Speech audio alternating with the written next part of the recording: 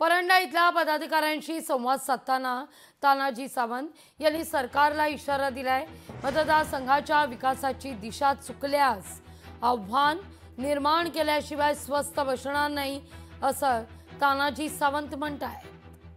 माझ्या भूम परंडावासीचा विकास ज्या पद्धतीने व्हायला पाहिजे त्याची दिशा थोडी जरी हुकली आणि थोडी जरी चुकली तर त्या ठिकाणी सरकार पुढे आव्हान निर्माण केल्याशिवाय हा तानाजी सावंत स्वस्थ बसणार अंडरकरंट वेगळेच असतात, जे चाललंय ते वेगळंच असतात, वास्तव ते वेगळंच असतं आणि जे होत असतं ते तिसरंच होत असतं।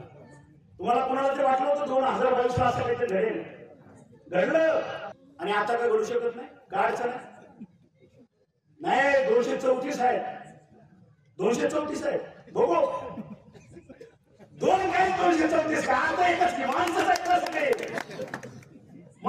सगळे त्यामुळे चिंता करायचं काय कारण नाही।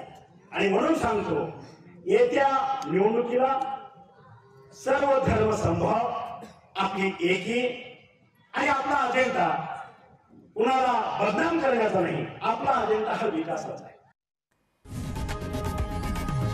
लोकशाही मराठी ऐका, पहा, जागरूक रहा।